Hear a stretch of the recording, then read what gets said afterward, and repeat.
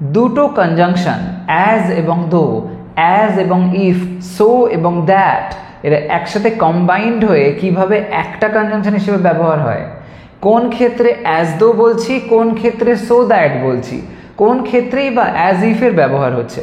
As if R as though এদের মধ্যে কি ডিফারেন্স আছে নাকি অলমোস্ট সেম, এরকম ধরনের বিভিন্ন কনফিউজিং কনসেপ্ট নিয়ে আলোচনা করার জন্য আজকের এই ভিডিও। এখানে তোমরা দেখতে পাচ্ছ অলরেডি আমি স্ক্রিনে শো করছি as though, as if, so that, এদের ব্যবহার করে আমরা দৈনন্দিন জীবনে অসংখ্য লাইন অতি সহজে বানাতে পারি এবং এর ব্যবহারগুলো কেমন সেন্স অনুযায়ী হয় সেটাই আজকে আমি তোমাদেরকে বোঝাবো। তো চলে এসো কনসেপ্টে চলে আসি। এখন এখানে দেখো বেশ কিছু লাইনস আমি এখানে শো করছি, যার যে ক্যাটাগরিতে আমি এটা রেখেছি সেটা হলো as though R as if. As though এবং অ্যাজ ইফ এদের মধ্যে খুব বেশি কোনো পার্থক্য নেই, এরা দুটোই অলমোস্ট সেম সেন্সেই ব্যবহার হয়। একটা বিশেষ রকম পয়েন্ট অফ ভিউ থেকে আমরা এটাকে লিখে থাকি, সেটা এই লাইনগুলোর মধ্যে তোমরা যদি খেয়াল করো তাহলে বুঝতে পারবে। দেখো কি বলা হচ্ছে, তিনি এমনভাবে আমার দিকে তাকালেন যেন আমি তার ফোন চুরি করেছিলাম। তিনি এমনভাবে আমার দিকে তাকালেন যেন আমি তার ফোন চুরি করেছিলাম। তো এই যে লাইনটা, এটা যদি আমরা ট্রান্সলেট করি সেখানে আমরা অ্যাজ ইফ বা অ্যাজ দো যে কোনো একটা দিয়েই বলতে পারি। তখন সেক্ষেত্রে লাইনটা কীরকম হবে দেখো, এখানে প্রথমে টেন্সটা বুঝে নেওয়া যাক। প্রথম যে অংশটা আছে, তিনি এমনভাবে আমার দিকে তাকালেন, তাকালেন, করলেন, খেলেন, গেলেন, এরকম সেন্স মানে সিম্পল পাস্ট টেন্স। যখনই সিম্পল পাস্ট টেন্স হয় আমরা সেক্ষেত্রে সাবজেক্টের পরে ভার্বের সেকেন্ড ফর্ম বসিয়ে লাইনটাকে লিখি, সেই মতন আমরা লাইনটাকে লিখব। তো সেটা এবার করা যাক। দেখো সবার প্রথমে আমাদেরকে বুঝতে হবে যে সাবজেক্টটা কি আছে। সাবজেক্ট এখানে আছে কি, তিনি, তো সেটা আগে লিখব, হি দিলাম। তারপরে এমনভাবে আমাদের দিকে তাকালেন, এই এমনভাবে এটাকে পরে ভাববো। এই সেন্সেই আমরা অ্যাজ দো বা অ্যাজ ইফ ব্যবহার করতে পারবো। তো তিনি আমাদের দিকে তাকালেন, এই কথাটা আগে লিখতে হবে। তাহলে বলতে হবে হি লুক, তাকানো সেন্সে লুক, সিম্পল পাস্ট করে দাও লুকড। তারপরে লেখো অ্যাট, আমাদের দিকে, তার মানে আস, হি লুকড অ্যাট আস, হলো হি লুকড অ্যাট আস। এবার কি করব, এইখানে এই যে এমনভাবে, এই অর্থটা বোঝানোর জন্য, এমনভাবে যেন, এই সেন্সটা বোঝানোর জন্য আমরা এখানে অ্যাজ দো ব্যবহার করতে পারি। অ্যাজ দো, ওকে, অ্যাজ দো লিখলাম।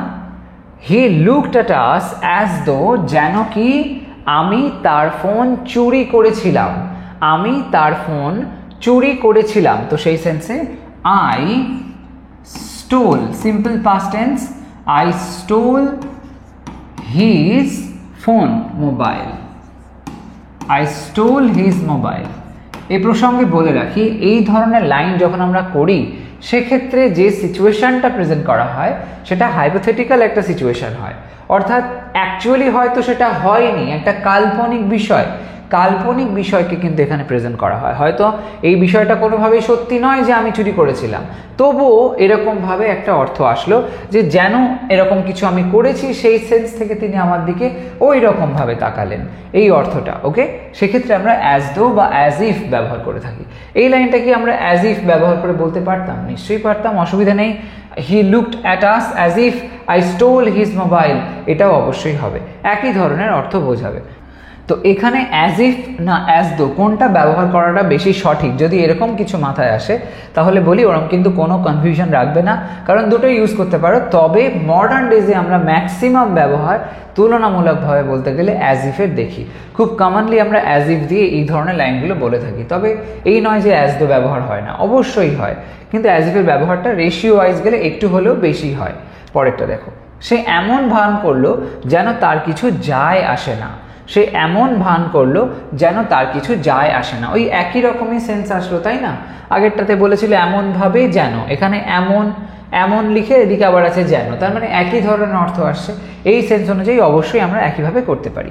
লেখা যাক। সবার প্রথমে এখানে দেখতে হবে যে টেন্সটা কি আছে। সে এমন ভান করলো যেন তার কিছু যায় আসে না, এখানে বলা হয়েছে ভান করলো, তার মানে সিম্পল পাস্ট টেন্স, তো সেই অনুযায়ী লিখবো। প্রথমে আছে সে, সেই অর্থে এখানে লিখতে পারি শি, লিখলাম শি। এবার কি করব, এখানে ভান করলো সেন্সে এমন একটা ওয়েতে আর কি বিহেভ করেছে, তো সেই সেন্সে আমরা যদি প্রিটেন্ড বলতে পারি বা অ্যাক্টও বলতে পারি, অ্যাক্ট বলাটা বেশি ভালো হয়। তো এখানে শি অ্যাক্টেড এমন একটা ভান করলো বা এমন একটা ভঙ্গি করলো, এরকম সেন্সে শি অ্যাক্টেড, এমন করলো যেন, অ্যাক্টেড অ্যাজ, এখানে আমরা অ্যাজ ইফ দিয়েও লিখতে পারি, অ্যাজ দো দিয়েও লিখতে পারি। চলো অ্যাজ দো দিয়ে লিখি। As though, she acted as দো কি না তার কিছু যায় আসে না, তার কিছু যায় আসে না। তো সেই সেন্সে বলতে পারি যায় আসে না মানে কি, সে কেয়ার করে না। তাহলে বলতে পারি যে শি করলো না বা এরকম কিছু, she didn't care. Simple past টেন্সে দুটো দিকেই লাইন রাখা হলো। She acted as though she didn't care, she acted as though she doesn't care এরকমভাবে বলবে না, কারণ তাহলে টেন্সটা ওই অর্থ অনুযায়ী কিন্তু প্রপার ব্যালেন্স আনতে পারবে না। তাই জন্য বোথ সাইডে সিম্পল পাস্ট রাখাটাই দরকার। যদিও বাংলাতে আমরা লাইনটা এরকমভাবে বলি, কিন্তু বোথ সাইডে সিম্পল পাস্টই রাখবে এই সেন্সে। She acted as though she didn't care এরকমভাবে, ওকে। বাট অ্যাকচুয়ালি হয়তো কেয়ার করছে, কিন্তু সেটা বোঝা যাচ্ছে না, দেখে মনে হচ্ছে হাব ভাব দেখে যে হয়তো কেয়ার করে না। তো যাই হোক, পরেরটা, আপনি এমনভাবে কথা বলেন যেন আপনি এখানকার মালিক। আপনি এমনভাবে কথা বলেন যেন আপনি এখানকার মালিক। সেম সেন্স আসলো, লেখা যাক আপনি। তো এখানে দেখো যে টোনটা আছে, এমনভাবে কথা বলেন বলা হয়েছে, সব সময় বলেন এরকম সেন্সে, তো সিম্পল প্রেজেন্ট টেন্স। তো লিখবো সেইভাবে আপনি। তো ইউ কথা বলেন, তার মানে কি বলবো, ইউ টক। ইউ টক কি এমনভাবে, অ্যাজ, এখানে ইফ দিই আমরা, as if. You talk as if যেন আপনি এখানকার মালিক, as if you are the মালিক অর্থাৎ owner, you are the owner এখানকার, owner of this place, okay. You talk as if you are the owner of this place, যেন আপনি এখানকার বা এই জায়গার মালিক এরকমভাবে। অথবা এটা আমরা এরকমভাবে বলতে পারতাম, যদি ওনার না বলে এটা আরও একটু স্মার্ট সাউন্ড করার জন্য এরকমভাবে বলতে পারতাম, you talk as if you are the boss here, as if you are the boss here এরকমভাবেও বলা যেতে পারে, সেম সেন্সটাই আসবে। নেক্সট লাইনটা দেখো, মনে হচ্ছিল যেন পৃথিবী এক মুহূর্তের জন্য থেমে গিয়েছিল। তো ট্রান্সলেট করলে লাইনটা এরকমভাবে করতে হবে। প্রথমে বলা হয়েছে মনে হচ্ছিল, শুনে মনে হচ্ছে এটা কন্টিনিউয়াসের সেন্স আসছে, কিন্তু সেরকমভাবে ভাবলে হবে না। মনে হচ্ছিল যদি আমরা পাস্ট কন্টিনিউয়াস করি এবং প্যাসিভের সেন্স আছে, দেখো কারোর দ্বারা মনে হচ্ছিল, তো সেরকম সেন্সে যদি আমি ভাবি তাহলে হবে ইট ওয়াজ বিং ফেল্ট। এটা একটু অড হয়ে যাবে, এরকমভাবে আমরা বলি না। যতই সাউন্ডটা এরকম করুক না কেন, আমরা এটা সিম্পল পাস্টেই বলবো। তাই জন্য ইট ফেল্ট বা ইট সিমড এরকমভাবে বলতে হবে। তো ইট felt, it felt as if, যেন, যেন অর্থে অ্যাজ ইফ লিখলাম, পৃথিবী the world, it felt as if the world কি এক মুহূর্তের জন্য থেমে গিয়েছিল, একটা সার্টেন টাইমের জন্য। তো এখানে পাস্ট পারফেক্টে বলতে হবে ইট felt as if the world had stopped, had stopped কি না এক মুহূর্তের জন্য, তো স্টপড ফর আ মোমেন্ট হলো। ইট felt as if the world had stopped for a moment. তো এখানে এই যে সেন্সটা বোঝানো হলো, দেখো এখানে অ্যাজ ইফের ব্যবহারটা করলাম যেন অর্থে। এবার দেখো পরের সেকশনটায় চলে আসি, সেখানে আমরা কেমন ধরনের লাইন দেখি। সে কঠোর পরিশ্রম করেছিল যাতে সে পরীক্ষায় পাস করতে পারে।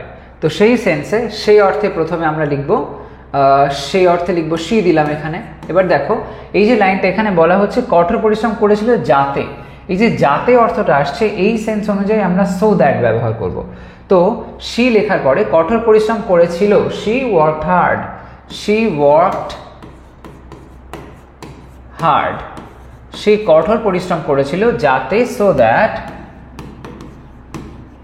সে পরীক্ষায় পাস করতে পারে, she could pass the exam, she could pass the exam হলো, so that she could pass the exam। পরেরটা দেখো, এখানে যে so that এর ব্যবহারটা হলো সেম প্রসেসে আমরা পরেরগুলোতেও দেখব। নেক্সট ওয়ান, আমি তাড়াতাড়ি বেরিয়েছিলাম যাতে ট্রেনটি মিস না করি, আমি তাড়াতাড়ি বেরিয়েছিলাম যাতে ট্রেনটি মিস না করি বা মিস না করতে হয় এরকম ধরনের। তো এইভাবে লেখা যাক, আমি তাড়াতাড়ি বেরিয়েছিলাম, তো আমি আই বেরিয়েছিলাম সেন্সে আই লেফট আর্লি এরকম যদি আমরা করি সব থেকে ভালো হয়, তাড়াতাড়ি বেরিয়েছিলাম। আই লেফট আর্লি, তারপরে সো দ্যাট জুড়ে দাও, সো দ্যাট যাতে ট্রেনটা আমায় মিস করতে না হয় এরকম সেন্সে, যাতে ট্রেনটা আমি মিস না করি। So that I wouldn't miss the train. Miss the train. Okay? So that I wouldn't miss the train. এখানে যাতে ট্রেনটি মিস না করি বলতে মিস না করতে হয় এই সেন্স অনুযায়ী আমাদের লিখতে হবে। যদি মিস না করি সিম্পল প্রেজেন্ট টেন্সের ফরম্যাটে লিখি তাহলে হবে I left early so that I don't miss the train. এটা ঠিক সঠিক হচ্ছে না, ফরম্যাট অনুযায়ী কারেক্ট হচ্ছে না, কারণ এদিকে আমি পাস্টের সেন্স বলছি, তার সাথে সাথে এদিকে আবার I don't miss the train, এটা ঠিক অ্যাডজাস্ট হবে না। এরকম ক্ষেত্রে অবশ্যই উডেন্টের ফরম্যাটটাই বেশি প্রেফারেবল। তো I left early so that I wouldn't miss the train, যাতে করে আমায় ট্রেনটা মিস না করতে হয় বা যাতে আমি ট্রেনটা মিস না করি। পরেরটা, তিনি সব কিছু ধীরে ধীরে বুঝিয়েছিলেন যাতে আমরা বুঝতে পারি। তিনি সব কিছু ধীরে ধীরে বুঝিয়েছিলেন যাতে আমরা বুঝতে পারি। এখানেও যাতে সেন্স আছে, তো সো দ্যাট ওই সেন্সে অবশ্যই অ্যাপ্লাই করব। লেখা যাক, তিনি সব কিছু ধীরে ধীরে বুঝিয়েছিলেন। তো কিভাবে লিখবো? লিখবো প্রথমে তিনি অর্থে এখানে হি দিলাম, সব কিছু ধীরে ধীরে বুঝিয়েছিলেন। বুঝিয়েছিলেন মানে কি? এক্সপ্লেন করেছিলেন, তো হি এক্সপ্লেইনড সব কিছু, হি এক্সপ্লেইনড এভরিথিং, হি এক্সপ্লেইনড এভরিথিং ধীরে ধীরে, তো হি এক্সপ্লেইনড এভরিথিং স্লোলি, যাতে সো দ্যাট আমরা বুঝতে পারি। সো দ্যাট আমরা বুঝতে পারি, তো এটা অ্যাকচুয়ালি যেহেতু পাস্টে আছে এক্সপ্লেইনড, তো আমি আগেও বলেছি সেই অনুযায়ী আমরা পরের অংশটাও পাস্টে ফেলবো। তাহলে সো দ্যাট আমরা বুঝতে পারি, আমরা বুঝতে পারতাম, so that we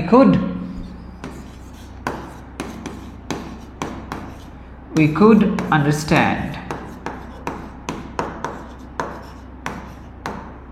so that we could understand. He explained everything slowly so that we could understand. খুব ইজিলি হয়ে গেল। পরেরটা দেখো, আমরা জ্যাকেট পরেছিলাম যাতে আমাদের ঠান্ডা না লাগে।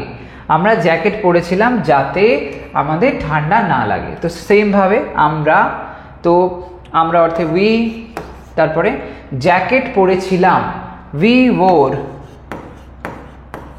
উই ওর পরেছিলাম jacket, we or jacket, jackets actually অনেকগুলো, উই ওর জ্যাকেটস যাতে আমাদের ঠান্ডা না লাগে, সো দ্যাট উই ঠান্ডা না লাগে we wouldn't catch cold, we wouldn't catch a cold করতে পারো, হলো we wouldn't catch a cold, we or jackets so that we wouldn't catch a cold, এরকম ভাবে হয়ে গেল। এখানে so that এর ব্যবহারটা দেখতে পেলাম। তো যেটা আমরা এখানে দেখতে পেলাম যে so একটা ডিফারেন্ট কনজাংশন, that একটা ডিফারেন্ট কনজাংশন, এরা দুজন কম্বাইন্ড হয়ে এরকম জাতে জাতীয় অর্থ বোঝালো। আমরা জানি so মানে তাই বা সুতরাং এরকম সেন্সে আমরা so ব্যবহার করি। অন্যদিকে that, যা, যেটি এরকম ধরনের বিভিন্ন অর্থ আর কি বুঝিয়ে থাকে, তো যে এরকম সেন্স। আর অন্যদিকে আমরা এখানে দেখতে পাচ্ছি অ্যাজ এবং দো। অ্যাজ মানে হচ্ছে যেহেতু, দো মানে বোঝায় যদিও, কিন্তু এরা যেই একসাথে জয়েন হয়ে গেল তখন এরকম এমনভাবে যেন এরকম জাতীয় সেন্স আসছে। অন্যদিকে অ্যাজ ইফও তাই, সেটাও তাই, এমনভাবে যেন, বা শুধুমাত্র অনেক ক্ষেত্রে দেখা যায় শুধু যেন শব্দ যখন থাকে সেই সেন্সেও আসে অ্যাজ ইফ, যেখানে অ্যাজ মানে যেহেতু আর ইফ মানে হলো যদি, কিন্তু যুক্ত হয়ে এরা ভিন্ন রকম অর্থ দাঁড় করেছে। এরকমভাবে একটা বলতে পারো কম্বাইন্ড কনজাংশন হিসেবে এরা কাজ করে। এরকম ধরনের কিছু কিছু কনজাংশন আমরা দৈনন্দিন জীবনে অনেক সেন্সে অ্যাপ্লাই করে থাকি, লেখালেখির সময়, কথা বলার সময়। এরকম ধরনের লাইন্স তোমরাও বানাও। কোথাও কোনো কনফিউশন হলে কমেন্ট সেকশনে অবশ্যই জানিও। আজকের ভিডিওটা এই পর্যন্তই থাকলো। যদি মনে হয় ইনফরমেটিভ ছিল তাহলে একটা লাইক করতে ভুলো না, শেয়ার করো সমস্ত ফ্রেন্ডসের মধ্যে। আর হ্যাঁ, চ্যানেলটা এখনও সাবস্ক্রাইব না করে থাকলে ডেফিনেটলি করে নাও, কারণ এমন ধরনের ইনফরমেটিভ ভিডিওস তোমরা আমার চ্যানেল থেকে পেতেই থাকবে। আজ তবে আসি, সবাই ভালো থাকো, সুস্থ থাকো, বাই।